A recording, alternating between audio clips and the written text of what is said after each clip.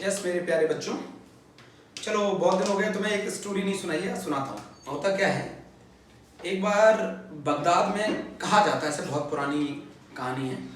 Baghdad में एक बार पुरानी एक काली छाया आती है। तो एक बार बगदाद में काली छाया आ रही थी, तो बगदाद से बाहर एक सूफी संत बैठे हुए थे। उन्होंने पूछा काली छाया से कि तुम बगदाद में क्यों जा रही हो? तो वो बोली मुझे 500 लोगों को मारना है। बोले क्यों मारना है 500 लोगों को? बोले मुझे बैलेंस बनाना है। सही है, बैलेंस बनाना है। तो बोले जाओ, सूफी संत बोले जाओ। जब वो काली छाया जा रही थी बगदाद से, तो सूफी संत ने पूछा मार दिया 500 लोगों को? तो बोले नहीं, मैंने तो 5000 लोगों को मार दिया है। बोले तुमने तो बोला था कि मैं 500 को मारूंगी। बोले मैंने मारे तो 500 ही थे, 4500 डर के मारे मर गए। कुछ ऐसी ही कहानी है मेरे प्यारे बच्चों कोरोना की। कोरोना आज भी बहुत कम लोगों को मार रहा है, बट डर के मारे ज़्यादा लोग मर रहे हैं। कोरोना से बहुत कम डेथ है, बट उसके डर के कारण हर कोई उससे डरा हुआ है। जब तक आप हिम्मत नहीं दिखाएंगे ना, जब तक आप उससे पूरी ताकत से लड़ेंगे नहीं ना, तब तक हम हारते रहेंगे। उससे जीतने का सिर्फ एक ही तरीका है, पूरी हिम्मत जुटाइए, अपनी माइंड को पॉजिटिव रखिए, अपने घर वालों को पॉजिटिव बातें करिए, उनके साथ समय बिताइए, उनके साथ अच्छी बातें करिए, उनको एनर्जी दीजिए कि कोई घबराने की बात नहीं है। ये भी एक ज़िंदगी में एक हार्ड टाइम है, एक डिफ़िकल्ट टाइम है, हम इससे भी निकल जाएंगे। और बिल्कुल नहीं घबराना है, ऊपर वाले पे विश्वास रखना है, खुद पर विश्वास रखना है, और ये जंग जीतनी है। ठीक है, अब मैं आगे चलूँ। मैंने आपको last term relative lowering of vapour pressure पढ़ाया था ना, उसका एक न्यूमेरिकल रह गया, वो मैं करा देता हूँ। उसके बाद मैं एक नया टॉपिक पढ़ाऊंगा, relative lowering of vapour pressure. तो बेटा उसमें क्या था, जब भी एक देखो आपने एक फॉर्मूला पढ़ा होगा, आप सुनो यहाँ पे ध्यान से। आपने फॉर्मूला पढ़ा था P0A minus PS upon PS। बोलो पढ़ा था, इजुकस टू NB अपॉन NA। ये फॉर्मूला पढ़ा था। ये जो होते हैं ना NB, ये टोटल मोल्स होते हैं सॉल्यूट। मान लो अगर एक से ज्यादा सॉल्यूट हैं तो ये टोटल मोल्स होते हैं सॉल्यूट के, total moles of solute. And this is moles of solvent, है ना। ये कहानी मैं बता रहा हूं। मान लो अगर एक से ज्यादा सॉल्यूट है तो उनके टोटल मोल्स निकालो सॉल्यूट के, उधर उसकी जगह रख दो NB। तो मैं क्वेश्चन से समझाऊंगा इस बात को, 2 क्वेश्चनों से समझाऊंगा ना। ऐसा क्वेश्चन आता है जी में, हम बिल्कुल घबराएंगे नहीं, क्वेश्चन नोट भी करेंगे। 10 ग्राम बेटा ग्लूकोज को, 10 ग्राम ऑफ ग्लूकोज, ग्लूकोज का मोलर मास जानते हैं मेरे बच्चों, 180 gram per mole. And 20 gram of sucrose, and 20 gram of sucrose, 342 gram per mole. 10 gram of glucose and 20 gram of sucrose are dissolved in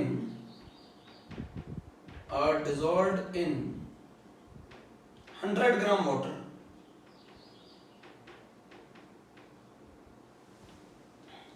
What will be the vapor pressure? What will be the vapor pressure?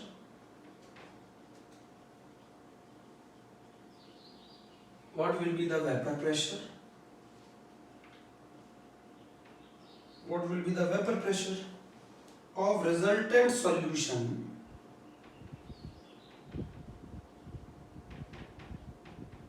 What will be the vapor pressure of the resultant solution if the vapor pressure of pure water is 30 mm of Hg? Question को तरीके से लिख लो। ये question आया हुआ है जी में, जी advance में, नोट करो। 10 gram of glucose and 20 gram of sucrose are dissolved in 100 gram of water. तो मैंने आपको पहले ही बताया था सॉल्यूट कभी भी एक से ज्यादा हो सकते हैं, बट सॉल्वेंट एक ही होगा ना। कोई भी एक सॉल्यूशन, उसमें एक से ज्यादा सॉल्वेंट नहीं हो सकते, एक से ज्यादा सॉल्यूट हो सकते हैं। चलो नोट करें, सॉल्यूशन करें। आपको दिख रहा है ना सभी को? बहुत, एक तो आप बताऊं, आप लोग खुद पॉजिटिव नहीं है। आप है ना वीडियो देखने के बाद ना नोट्स भेजते हैं ना रिप्लाई करते हैं कि सर हमें समझ में आ गया है कि नहीं आ गया है। हाँ बच्चों बताओ, आप लोग खुद सोचो, आप लोग कितने बिजी हो गए हो। एक सबसे ज्यादा इंपॉर्टेंट काम है, आप उसमें भी नहीं भेजते हैं। आप ये भी नहीं लिख के भेजते हैं कि सर मुझे आ गया है। आप है ना, आप बिल्कुल यही पैटर्न पे इस क्वेश्चन को और थोड़ा बता दीजिएगा, कुछ नहीं बताते हैं। सिर्फ एक टाइम पास चल रहा है। बेटा ये टाइम है, ये भी टाइम कट जाएगा, हमें फिर आना है, फिर हमें स्ट्रगल, फिर हार्डवर्क करना पड़ेगा। जिंदगी ऐसे ही बंद दरवाजों में नहीं चल सकती, आप समझो मेरी बात। हर समय हम बिना एग्जाम दिए पास नहीं हो सकते। आप मेरी बात समझो। आप बिल्कुल रिस्पॉन्स नहीं करते हो। कैसे स्टूडेंट हो कि आज आपका टीचर चिल्ला चिल्ला के आपसे ये बोल रहा है कि भैया प्लीज प्लीज। अच्छा, आप कोविड की चिंता करने से, आपके चिंता करने से होगा क्या? मुझे एक चीज बताइए, आप 24 घंटे डरे हुए हैं, सहमे हुए हैं, कोविड कोविड कर रहे हैं, क्या होगा इससे चिंता करने से? आप सॉल्यूशन पे वर्क नहीं करना चाहते, आप बार बार यही चिंता किए जा रहे हैं। सॉल्यूशन ये है, अच्छी डाइट लीजिए, अच्छा खाना खाइए, पॉजिटिव बातें करिए, अपनी पढ़ाई करिए, अपने काम पर ध्यान दीजिए। बट आप नेगेटिव न्यूज, कौन डेथ हो गई किसकी, कौन कोविड से मर गया, किसके कितना कोविड फैल गया, आपके पास यही बातें हैं। आपके पास कोई कैरियर ओरिएंटेड नहीं है।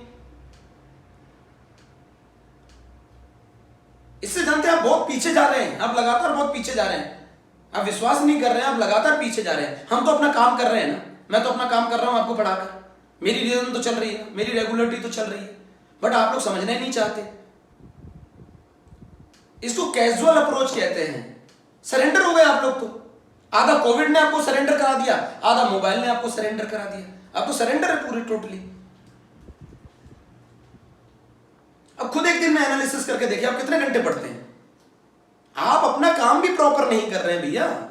आप अपना काम प्रॉपर कीजिए। डॉक्टर अपना काम कर रहे हैं, फैमिली अपना काम कर रही है, करने दीजिए। एक 11th क्लास के लड़के को या 12th क्लास के लड़के को पश्चिम बंगाल से क्या लेना देना है? क्या लेना देना है मोदी जी से? हाँ, मैं देख रहा हूं हर किसी को लेना देना है पश्चिम बंगाल कौन जीत गया, कौन हार गया। अरे हमारा काम नहीं है ये, हमारा काम है पढ़ाई करना भैया।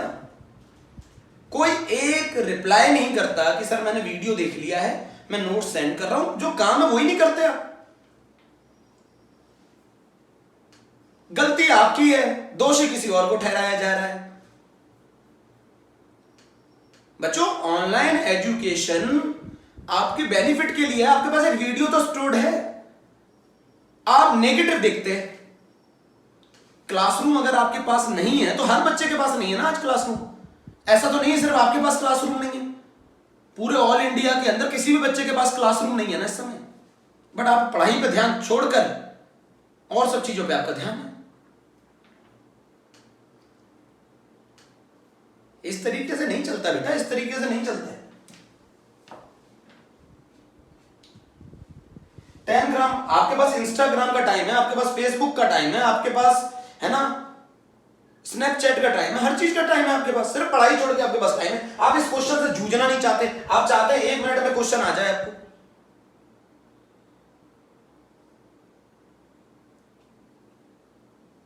हद हो गई है बिल्कुल।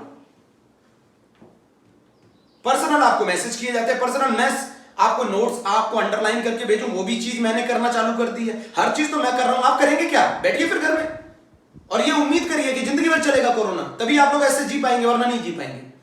अब ये जिंदगी में ये सोचिए कि बच्चों में लिमिट होती है यार, कि मुझे निकलना है इन चीजों से, मैं अपना काम करता हूं, जो होगा देखा जाएगा। मैं अपना काम तो करूं, काम ही नहीं करते आप अपना। कोई कहता है मुझे जूम पे पढ़ा दो, कोई कहता है मुझे लाइव क्लास पढ़ा दो, कोई कहता है अरे भाई साहब जो गांव में व्यक्ति है उसके पास अच्छे से नेट नहीं आ रहा, वो फिर भी पढ़ाई कर रहा है। आपके पास एक्सक्यूजेस की एक्सक्यूजेस हैं। बिस्तर में लेटकर आप पढ़ना चाहते हैं, बिस्तर में लेट के आप पढ़ना चाहते हैं। आप एक क्वेश्चन को सही से लिखना नहीं चाहते कि उसमें क्या गिवन है, क्या फाइंड करना है। आपकी पढ़ाई चल रही है।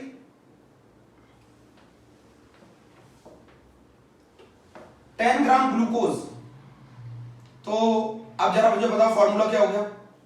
P0 A minus P S upon P A not, sorry P A not minus P S upon P S is equals to total moles of solute upon total moles of solvent. अच्छा P not A कितना दे रखा है 30 mm, 30 minus P S upon P S.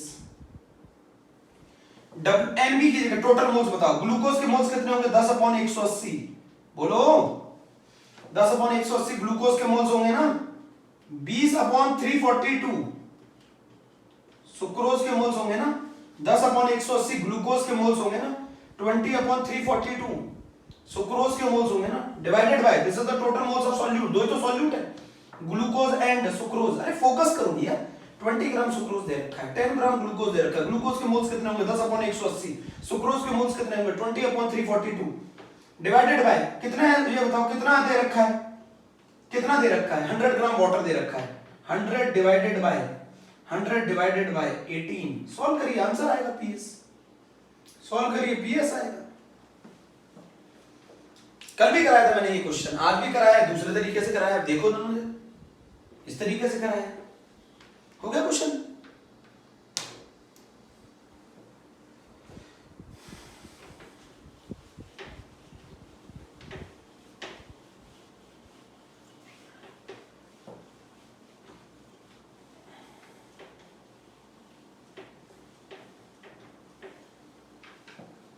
Your caliber is not tested how successful you are.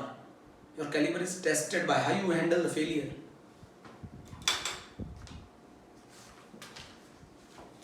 विपरीत परिस्थितियों में या तो लोग टूट जाते हैं या रिकॉर्ड तोड़ते हैं। आज परिस्थितियां आपके अपोजिट हैं, मेरे अपोजिट हैं, इनमें हमें स्ट्रॉन्ग तरीके से बाउंस बैक करना है, आप लोग बाउंस बैक नहीं कर रहे हैं।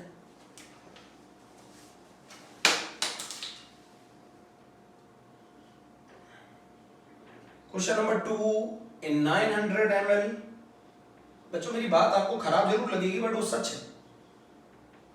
इन 900 ml of liquid water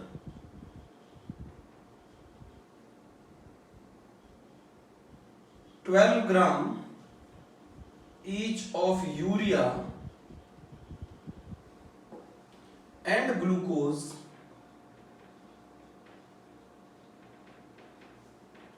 are added to form solution। अच्छा 900 ml लिक्विड वाटर में हम 12 ग्राम यूरिया मिला रहे हैं और ग्लूकोज मिला रहे हैं और हम एक सॉल्यूशन बना रहे हैं ना। if vapor pressure of water is 25 torr, if the vapor pressure of water is 25 torr at this temperature, find vapor pressure of solution।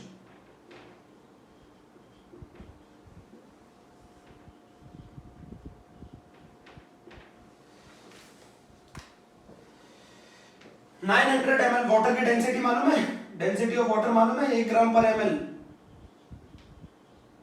तो बताओ वाटर का मास कितना होगा, मास ऑफ वाटर कितना होगा, जल्दी बताओ मास ऑफ वाटर कितना होगा 900 ml into 1 ग्राम पर ml, ml cancel, mass of water होगा 900 ग्राम।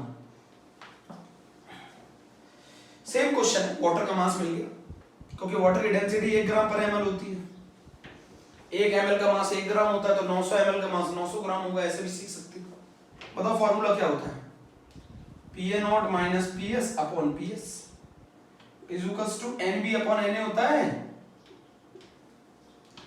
अच्छा PA0 कितना है 25 minus PS upon PS, NB कितना है चलो बताओ 12 अपॉन 60, ये मोल्स हो गए यूरिया के, ग्लूकोज के मोल्स हो गए 12 अपॉन 180, वाटर के मोल्स हो गए 900 अपॉन 18। सॉल्व करोगे कितना आएगा जरा बताओ, 1/5 प्लस 1/15 डिवाइडेड बाय 50, इसको सॉल्व करोगे तो कितना आएगा 4/5 इंटू 50। सॉल्व कर लेना जो भी है, सॉल्यूशन का प्रेशर निकाल के बताना मुझे कितना आता है। आपके लिए छोड़ा है मैंने कैलकुलेशन, कैलकुलेशन मैंने आपके लिए छोड़ी है, कैलकुलेशन मैंने आपके लिए छोड़ी है। करके बताना मुझे, जल्दी बताओ, लिख लो। अरे जब भी सॉल्यूट एक से ज्यादा हो तो टोटल मोल्स ले लेना सॉल्यूट के, ठीक है। ये relative lowering of vapour pressure, relative lowering of vapour pressure. तो हम लोगों ने पहली कॉलिगेटिव प्रॉपर्टी पढ़ ली है, कौन सी वाली, relative lowering of vapour pressure. अब आता है हमारी जो अगली कॉलिगेटिव प्रॉपर्टी है, उसका नाम है एलिवेशन इन बॉइलिंग पॉइंट। डाले हेडिंग, हेडिंग डालते हैं, एलिवेशन इन बॉइलिंग पॉइंट किससे रिप्रेजेंट किया जाता है, डेल्टा टी। असली में टेम्परेचर का डिफरेंस है एलिवेशन इन बॉइलिंग पॉइंट। अच्छा आप खुद समझो, वाटर 100 डिग्री सेंटीग्रेड पर वाटर का बॉइलिंग पॉइंट है, वाटर का बॉइलिंग पॉइंट कितना है, 100 degree centigrade. Boiling point 100 degree centigrade है, इस पर वेपर प्रेशर की वैल्यू किसके बराबर होगी, 1 atm के बराबर होगी। यही तो मतलब है, तभी वाटर का बॉइलिंग पॉइंट 100 डिग्री सेंटीग्रेड होता है। 100 डिग्री सेंटीग्रेड पे वाटर का जो वेपर प्रेशर है वो कितने के बराबर होगा, 1 atm के बराबर होगा। या फिर आप ऐसे भी कह सकते हो, वाटर का जो वेपर प्रेशर होगा वो 760 टॉर्क के बराबर होगा। वाटर का जो वेपर प्रेशर होगा वो 760 mm के बराबर होगा। क्या हम ऐसा नहीं कह सकते, क्या हम ऐसा नहीं कह सकते, 100 डिग्री सेंटीग्रेड वाटर का बॉइलिंग पॉइंट होता है जब, और बॉइलिंग पॉइंट पर vapour pressure will become equal to atmospheric pressure. Water 100 degree centigrade पे वाटर का वेपर प्रेशर 1 एटमॉस्फेरिक प्रेशर के बराबर आ जाएगा। और 1 एटमॉस्फेरिक प्रेशर मतलब how many torr, 760 torr. How many mm, 760 mm। नहीं समझे? अच्छा बॉइलिंग पॉइंट क्या होता है, बॉइलिंग पॉइंट पर liquid and vapour phase are in equilibrium, vapour phase are in equilibrium. Liquid और वेपर फेज इक्विलिब्रियम में होते हैं बॉइलिंग पॉइंट पर। बॉइलिंग पॉइंट पर लिक्विड दोनों फेज एग्जिस्ट करते हैं ना, लिक्विड एंड वेपर फेज दोनों एग्जिस्ट करते हैं, आर इन इक्विलिब्रियम। समझना पड़ेगा, ठीक है। अच्छा ये बताओ, मैं एक एग्जांपल से समझाता हूं। प्योर वाटर है,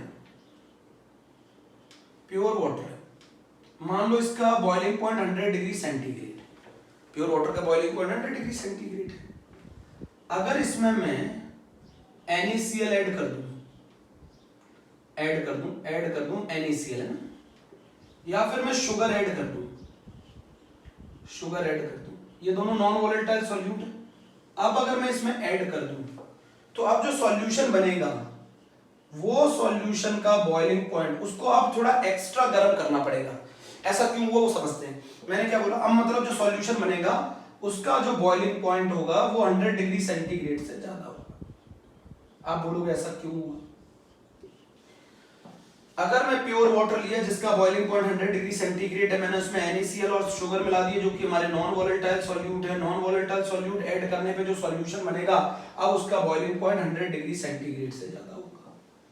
इसके कंपैरिजन में जितना ज्यादा होगा उसी को बोला जाएगा elevation in boiling point.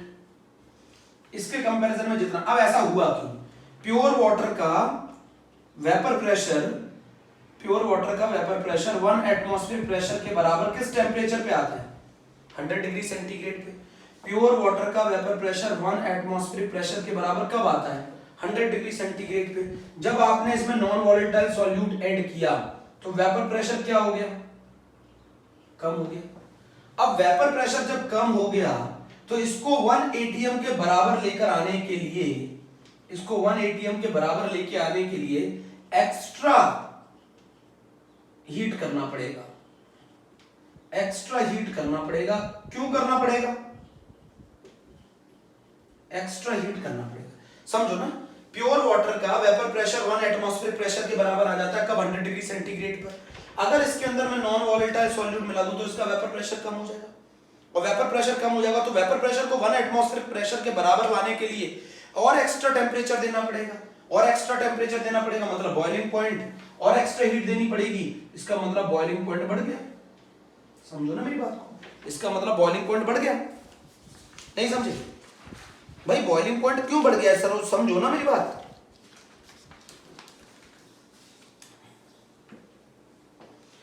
100 degree centigrade से टेम्परेचर को ज्यादा करना पड़ेगा ताकि वेपर प्रेशर 1 एटमॉस्फेरिक प्रेशर के बराबर आ जाए। क्यों? क्योंकि वेपर प्रेशर कम हो गया ना, नॉन वॉलेटाइल सॉल्यूट मिलाते ही वेपर प्रेशर कम हो गया। अब वेपर प्रेशर को बढ़ाकर 1 एटमॉस्फेरिक प्रेशर के बराबर लेकर आने के लिए एक्स्ट्रा हीट करना पड़ेगा। एक्स्ट्रा हीट करना पड़ेगा मतलब बॉइलिंग पॉइंट बढ़ जाएगा।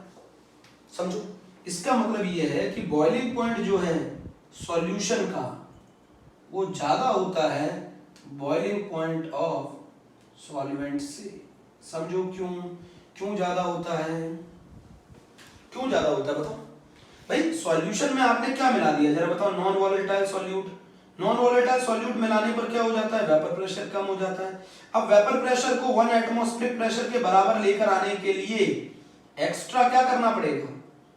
हीट देनी पड़ेगी। एक्स्ट्रा हीट देनी पड़ेगी, इसका मतलब बॉइलिंग पॉइंट बढ़ गया। तो बॉइलिंग पॉइंट सॉल्यूशन का ज्यादा होता है बॉइलिंग पॉइंट ऑफ सॉल्वेंट से। समझो पहले, बॉइलिंग पॉइंट सॉल्यूशन का ज्यादा होता है सॉल्वेंट से। भाई वेपर प्रेशर कम होने पर वेपर प्रेशर को 1 एटमॉस्फेरिक प्रेशर पर बराबर लेके आने के लिए थोड़ा एक्स्ट्रा हीट करना पड़ेगा, ज्यादा हीट करना पड़ेगा ताकि वेपर प्रेशर 1 atm के बराबर आ जाए। क्यों? यहाँ वेपर प्रेशर कम हो गया ना। अब वेपर प्रेशर कम क्यों हो गया? क्योंकि नॉन वॉलेटाइल सॉल्यूट मिला दिया। नॉन वॉलेटाइल सॉल्यूट मिला होगा तो वेपर प्रेशर कम हो जाएगा। वेपर प्रेशर को एटमॉस्फेरिक प्रेशर के बराबर लेके आने के लिए और एक्स्ट्रा हीट करना पड़ेगा, जिसकी वजह से बॉइलिंग पॉइंट बढ़ जाएगा। तो अगर आप नॉन वॉलेटाइल सॉल्यूट किसी वॉलेटाइल सॉल्वेंट में ऐड करते हैं तो उसका वेपर प्रेशर कम हो जाता है और बॉइलिंग पॉइंट बढ़ जाता है। बोलो जल्दी बोलो, बॉइलिंग पॉइंट बढ़ जाता है। जल्दी जल्दी।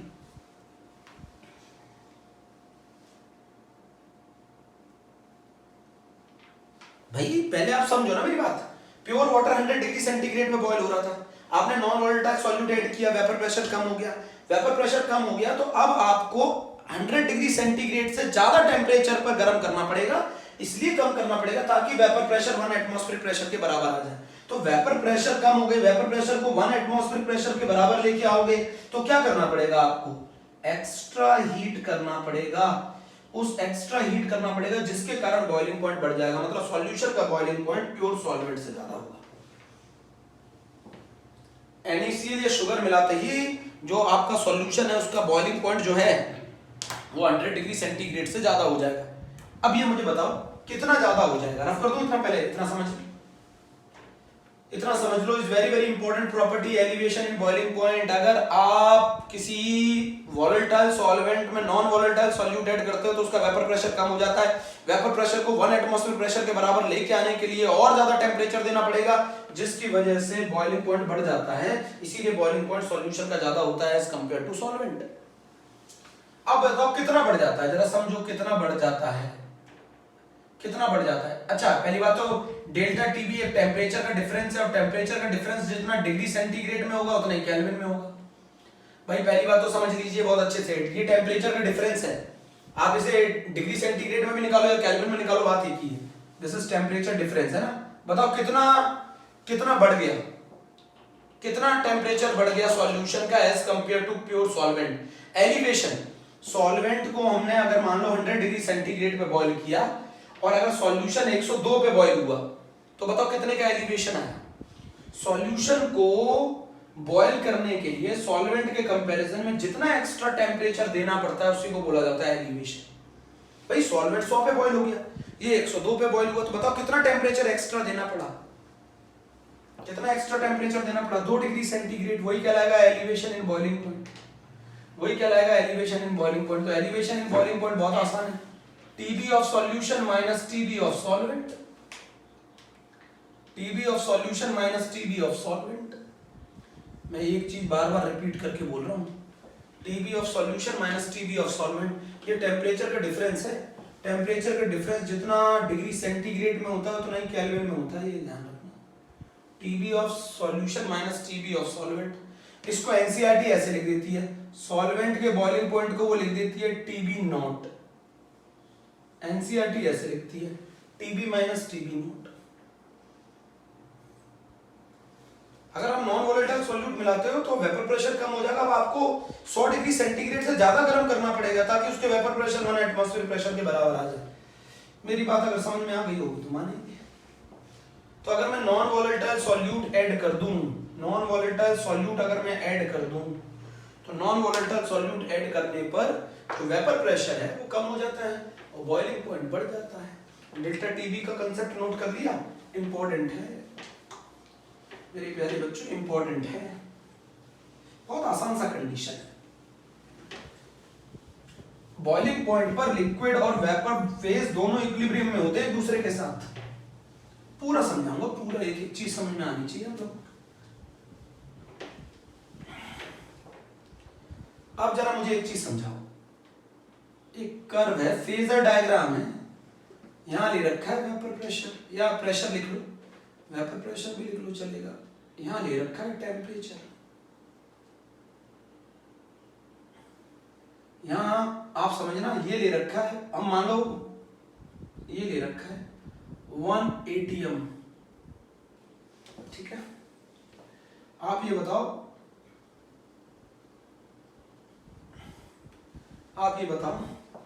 इस पॉइंट पर मैं यहां क्रॉस लगा रहा हूं, चलो दूसरे कलर से दिखाता हूं। इस पॉइंट पर लिक्विड एंड वेपर फेज दोनों इक्विलिब्रियम में होते हैं। इस पॉइंट पर लिक्विड एंड वेपर फेज दोनों इक्विलिब्रियम में होते हैं। ये साइड किसको रिप्रेजेंट करती है? लिक्विड को। ये साइड किसको रिप्रेजेंट करती है? वेपर को। फेजर डायग्राम है, फेजर। इस पॉइंट पर लिक्विड एंड वेपर दोनों इक्विलिब्रियम में होते हैं। This is called the boiling point of solvent, TB of solvent, है ना। सॉल्वेंट लिख दूं या टीबी नॉट लिख लो, बात एक ही है। This is called the boiling point of solvent, है ना। ये चीज किसको बता रही है? ये जो मैंने डायग्राम बनाया है, ये फेज प्योर सॉल्वेंट बता रहा है, ठीक है। प्योर सॉल्वेंट बता रहा है, बोलो समझ गए। अब जरा बात बताओ मुझे, जब आपने इसमें नॉन वोलेटाइल सॉल्यूट मिलाया तो नॉन वोलेटाइल सॉल्यूट मिलाने पर वेपर प्रेशर कम हो जाता है। अभी मैं प्रूफ करता हूं। अच्छा ये बताओ, पहले के कंपैरिजन में इतना वेपर प्रेशर रह गया, इस टेम्परेचर पर सॉल्यूशन का वेपर प्रेशर इतना रह गया, सॉल्यूशन का वेपर प्रेशर इतना रह गया, इस टेम्परेचर पे सॉल्यूशन का वेपर प्रेशर इतना रह गया, तो this is called lowering in vapour pressure, delta P. भाई इस पॉइंट, इस टेम्परेचर पर वेपर प्रेशर 1 एटमॉस्फेरिक प्रेशर के बराबर था सॉल्वेंट का, सॉल्यूशन का उस टेम्परेचर पे वेपर प्रेशर इतना कम हो गया, तो इतनी लोअरिंग हो गई। अब इस वेपर प्रेशर को 1 एटमॉस्फेरिक प्रेशर के बराबर लेकर आने के लिए कितना एक्स्ट्रा हीट करना पड़ा? इतना एक्स्ट्रा हीट करना पड़ा, डेल्टा टीबी कहलाता है ये, and this is called TB, boiling point of solution.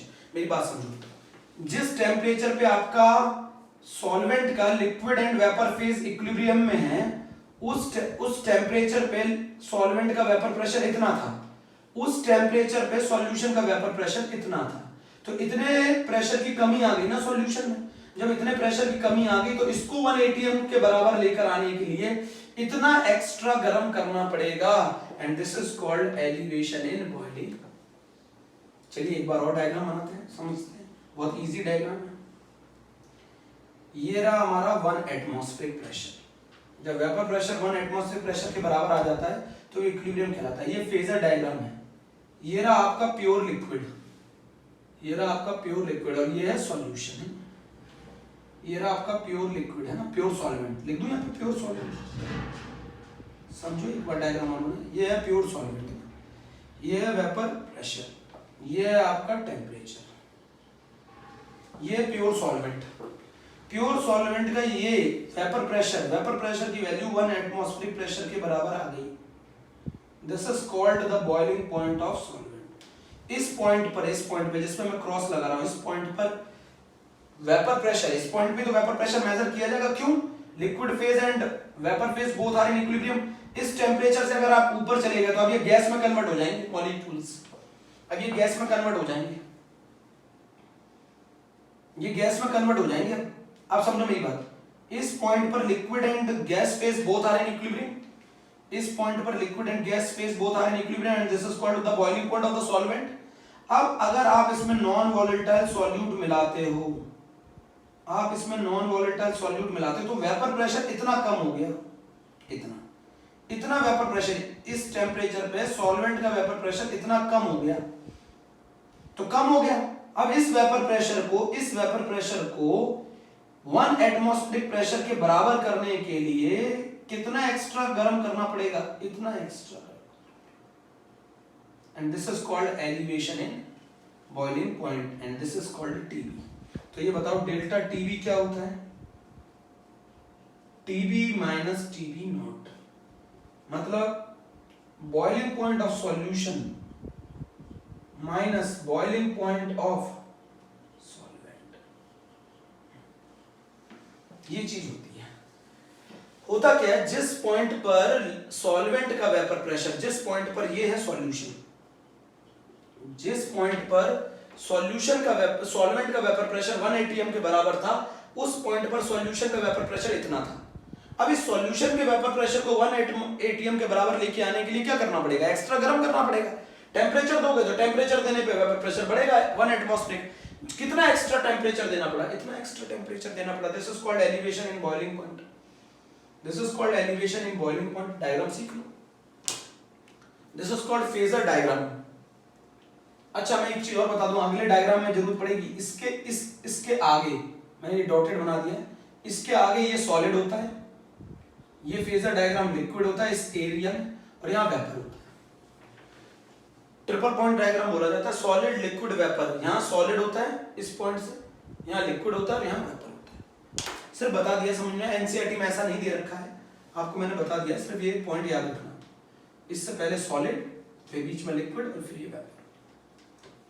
But आप तो इतना समझ लीजिए भाई, जैसे ही आप उसमें नॉन वोलेटाइल सॉल्यूट मिलाते हैं, सॉल्यूशन बनाते हैं, तो सॉल्यूशन के केस में सॉल्यूशन का वेपर प्रेशर इतना रह जाता है, इतना ये लिखा। अब इसको 1 atm के बराबर करने के लिए एक्स्ट्रा गर्म करना पड़ेगा। तो नॉन वोलेटाइल सॉल्यूट मिलाने से, नॉन वोलेटाइल सॉल्यूट ऐड करने से बॉइलिंग पॉइंट जो है सॉल्यूशन का वो बढ़ जाता है। सही है, नॉन वोलेटाइल सॉल्यूट ऐड करने से बॉइलिंग पॉइंट सॉल्यूशन का बढ़ जाता है। क्यों बढ़ जाता है, क्योंकि वेपर प्रेशर कम हो जाता है। अच्छा वेपर प्रेशर कम हो गया तो इस वेपर प्रेशर को 1 एटमॉस्फेरिक प्रेशर के बराबर करने के लिए एक्स्ट्रा गर्म करना पड़ेगा। जितना एक्स्ट्रा गर्म करना पड़ता है उसी को बोला जाता है एलिवेशन इन बॉइलिंग पॉइंट, उसी को बोला जाता है elevation in boiling. Phasor diagram है बेटा, बहुत इंपॉर्टेंट है, 2 नंबर में आता है। फेजर डायग्राम है, फेजर डायग्राम है, नोट कर लो।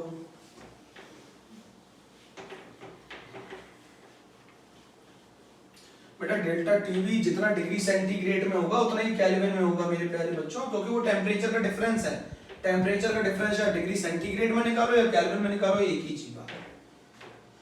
अब इसमें एक न्यूमेरिकल के लिए कंडीशन क्या है, न्यूमेरिकल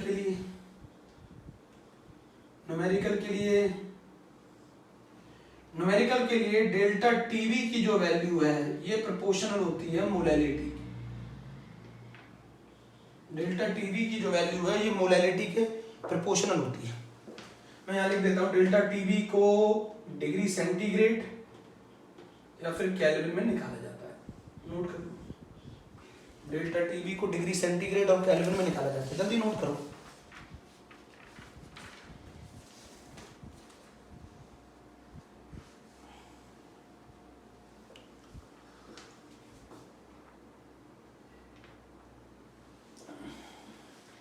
प्रोपोर्शनलिटी का साइन हटाते हैं तो एक कांस्टेंट आता है जो कि कहलाता है Kb इंटू एन।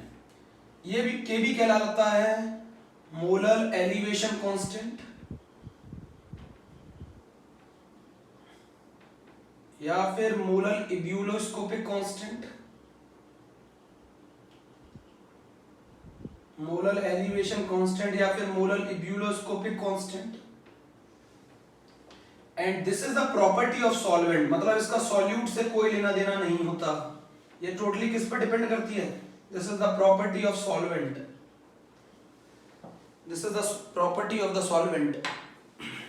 मोलैलिटी की यूनिट क्या होती है, चलो जल्दी बताओ, मोलैलिटी यूनिट क्या होती है, मोल पर केजी।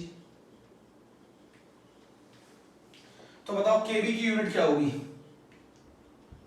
केबी की यूनिट बताओ क्या होगी,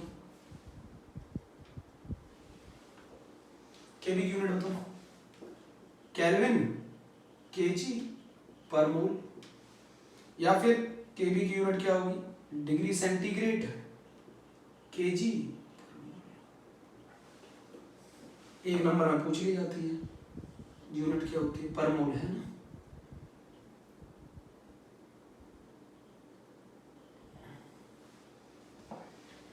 केबी की यूनिट क्या होती है, केबी किसकी प्रॉपर्टी है, सॉल्वेंट की। केबी किसकी प्रॉपर्टी है, सॉल्वेंट की। अच्छा एक बार क्वेश्चन में ये पूछा, नीट के पेपर में क्वेश्चन पूछा था, अगर मैं मोलैलिटी को डबल कर दूं, अगर मैं मोलैलिटी को डबल कर दूं तो केबी पे क्या फर्क पड़ेगा, नो इफेक्ट। केबी पे कोई फर्क नहीं पड़ेगा क्योंकि ये किसकी प्रॉपर्टी है, ये सॉल्वेंट की प्रॉपर्टी है। इसका मोलैलिटी फुलैलिटी से कोई लेना देना नहीं है, ये सॉल्वेंट पे डिपेंड करता है। केबी का कोई लेना देना नहीं है, केबी का कोई लेना देना नहीं है। This is called molar elevation constant. अच्छा इसको डिफाइन कैसे करोगे, इसको डिफाइन ऐसे करेंगे, अगर मैं 1 मोल सॉल्यूट को, अगर मैं मोलैलिटी को 1 कर दूं तो जितना एलिवेशन आएगा बॉइलिंग पॉइंट में उसी को केबी कहेंगे। अगर मैं मोलैलिटी को 1 कर दूं तो एलिवेशन जितना आएगा बॉइलिंग पॉइंट में उसी को केबी कहेंगे ना। If 1 mole of solute is present in 1 kg of solvent then the elevation in boiling point is known as molar ebullioscopic constant। समझो ना, अगर मैं मोलैलिटी को 1 कर दूंगा तो डेल्टा टीबी की वैल्यू केबी के बराबर आ जाएगी। मतलब मैं केबी को डिफाइन करना चाहता हूं तो मोलैलिटी को 1 करने पर जितना एलिवेशन आता है बॉइलिंग पॉइंट में वही केबी के बराबर होगा। डिफाइन करने को बोला जाता है ना, यूनिट समझो, मोलैलिटी की यूनिट होती है मोल पर केजी, मोल केजी इनवर्स। अब जो बताओ डेल्टा टीबी की यूनिट क्या होती है, केल्विन। मोल केजी इनवर्स डिनोमिनेटर में जाएगा, उसको उल्टा करोगे तो ये बनेगी केल्विन केजी पर मोल। अगर मैं मोलैलिटी को 1 कर दूं तो जितना एलिवेशन आएगा बॉइलिंग पॉइंट में उसको ही केबी कहेंगे। मैं एक बार बार बता रहा हूं, this is a property of solvent, इसका सॉल्यूट से कोई लेना देना नहीं है, समझ गए। अच्छा फॉर्मूला और ओपन कर लो, delta TB is equals to KB, molality को ओपन कर लो, डब्ल्यूबी अपॉन एमबी, सॉल्यूट के मोल्स पढ़ा है ना ये तो formula, 1000 upon WA in gram, नहीं पढ़ा, ये फॉर्मूला नहीं पढ़ा है, मोलैलिटी का फॉर्मूला पढ़ा नहीं पढ़ा, delta TB is equals to KB WB upon MB into 1000 upon WA in gram. अच्छा डेल्टा टीबी का एक और फॉर्मूला, मान लो अगर सॉल्वेंट का वेट केजी में दे रखा हो तो KB WB upon MB into 1 upon WA in KG. अरे तो कुछ नहीं है, वही फॉर्मूले हैं, मोलैलिटी को चेंज करता जा रहा हूं और कुछ नहीं है। अच्छा डेल्टा टीबी किसके बराबर है, डेल्टा टीबी है boiling point of solution minus boiling point of solvent, इसके बराबर है। ठीक है, नोट कर लिया, नोट कर लो, जल्दी से नोट कर लो। डेल्टा टीबी की जो वैल्यू है प्रोपोर्शनल होती है मोलैलिटी के। ये तो मैं डिराइव नहीं कराऊंगा, तुम्हारे कोर्स में नहीं है इसका डेरिवेशन, आईआईटी एडवांस के सिलेबस में है। ये कैसे आया ये नहीं बताना है हमें। Delta TB is proportional to the molality, delta TB is equals to KB into M, KB molar ebullioscopic constant या मोलर एलिवेशन कांस्टेंट। कांस्टेंट है, किसके ऊपर डिपेंड करता है, सॉल्वेंट पे, कोई लेना देना नहीं है सॉल्यूट के नेचर से, सही है। केबी की यूनिट क्या होती है, केल्विन केजी पर मोल, केबी की भी एक यूनिट क्या होती है, डिग्री सेंटीग्रेड केजी पर मोल है ना। Delta TB is equals to KB WB upon MB into 1000 upon WA in gram, ये पहला फार्मूला है। ये दूसरा फार्मूला है, मान लो अगर सॉल्वेंट का वेट केजी में दे दिया जाए तो ये तीसरा फार्मूला है। लगाते रहना, मैं तो एक ही याद रखता हूँ मोलैलिटी, मुझे मोलैलिटी तो आता है ना। चले आगे, बोलो जल्दी, बोलो, बोल ही नहीं रहे हो। स्क्रीनशॉट ले लिया करो, कवर कर लिया करो जल्दी से, बहुत अच्छे बच्चे हो तुम तो।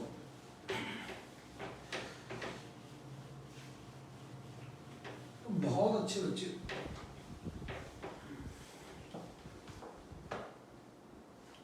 अब जरा समझो, अगर मान लो केबी ना दिया हो, केबी इज नॉट गिवन, तो केबी निकालने का तरीका होता है R इंटू टीबी का square upon 1000 into latent heat of vaporization. KB अगर गिवन ना हो तो ऐसे निकाला जाता है, एनसीईआरटी में दे रखा है फॉर्मूला। अच्छा ये टीबी क्या है, जो ये टीबी है ना, ये है boiling point of solvent in kelvin. Boiling point of solvent in kelvin. सब बताऊंगा, सब समझा रहा हूं, तुम समझो। तो ये एलवी क्या है? Latent heat of vaporisation of solvent है ना। लेटेंट हीट ऑफ वेपोराइजेशन है किसका? सॉल्वेंट का। जनरली सॉल्वेंट वाटर होता है, जनरली सॉल्वेंट वाटर होता है। ये लेटेंट हीट ऑफ वेपोराइजेशन है वाटर की। अगर सॉल्वेंट हमारा वाटर है तो ये लेटेंट हीट ऑफ वेपोराइजेशन है वाटर की। वो कोई जरूरी नहीं है, ये सॉल्वेंट की लेटेंट हीट होती है। ठीक है। आर क्या है? गैस कांस्टेंट है। चलो आर की वैल्यू समझ लेते हैं। आर की वैल्यू होती है 8.314 जूल पर मोल पर केल्विन। ऐसे ना लिख के ऐसे लिख दूं, जूल पर मोल पर केल्विन। आर की एक और यूनिट होती है 2। यूनिट का ध्यान रखना है, कैलोरी पर मोल पर केल्विन। आर की वैल्यू होती है 2 कैलोरी पर मोल। लेटेंट हीट ऑफ वेपोराइजेशन की यूनिट होती है जूल पर ग्राम या फिर कैलोरी पर ग्राम। यूनिट का विशेष कर ध्यान रखना है। अगर के भी ना दिया हो तो ऐसे निकाल सकते हैं। अब एक और चीज बता दूं, यहां लिखेंगे लेटेंट हीट ऑफ वेपोराइजेशन क्या होती है? थर्मोडायनेमिक्स का फॉर्मूला है enthalpy of vaporisation divided by molar mass of solvent, जिसको हम लोग क्या लिखते हैं? ME. Enthalpy of vaporisation divided by molar mass of solvent. अगर आपको लेटेंट हीट ऑफ वेपोराइजेशन ना दे रखा तो ऐसे निकालते हैं। एंथैल्पी ऑफ वेपोराइजेशन की यूनिट जूल पर मोल या फिर कैलोरी पर मोल। मोलर मास की यूनिट ग्राम पर मोल। तो आ जाएगा कि नहीं आ जाएगा? इसकी यूनिट से देखो ना, जूल पर मोल को ग्राम पर मोल से डिवाइड कर दो, मोल मोल कैंसिल हो जाएगा, जूल पर ग्राम आ जाएगा। तो अगर मैं आपको लेटेंट हीट ऑफ वेपोराइजेशन ना दूं तो आप एंथैल्पी ऑफ वेपोराइजेशन लेंगे सॉल्वेंट की, डिवाइड कर देंगे मोलर मास ऑफ सॉल्वेंट से, पुट कर दो उसमें फॉर्मूले में। तो केबी बराबर आर टीबी स्क्वायर, सही है, upon 1000 into enthalpy of vaporisation upon molar mass of solvent. तो केबी का फॉर्मूला क्या निकल के आ गया? आर टीबी का square molar mass of solvent divided by 1000 into enthalpy of vaporization.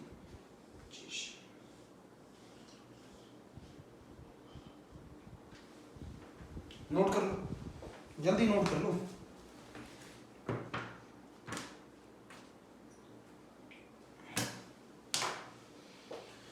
केबी समझ गए, मोलर लिबियोस्कोपिक कांस्टेंट, केबी की यूनिट भी समझ गए, आर समझ गए, लेटेंट हीट ऑफ वेपोराइजेशन समझ गए। ये वेरी इंपॉर्टेंट है, ये भी नोट कर लेना, जी के हिसाब से है, very very important. Elevation in boiling point खत्म, एलिवेशन इन बॉइलिंग पॉइंट खत्म, समझो, एलिवेशन इन बॉइलिंग पॉइंट खत्म। ये नहीं हो गया? बोला नहीं रहे। एलिवेशन इन बॉइलिंग पॉइंट खत्म हो गया। अच्छे से पढ़ना इसकी थ्योरी को, फिर न्यूमेरिकल कराऊंगा। कल पढ़ाऊंगा डिप्रेशन इन फ्रीजिंग पॉइंट, कल पढ़ाऊंगा डिप्रेशन इन फ्रीजिंग पॉइंट। जल्दी जल्दी कवर कर रहे हैं। एक और टॉपिक हमारा खत्म हो गया, न्यूमेरिकल करेंगे। आगे बोलो।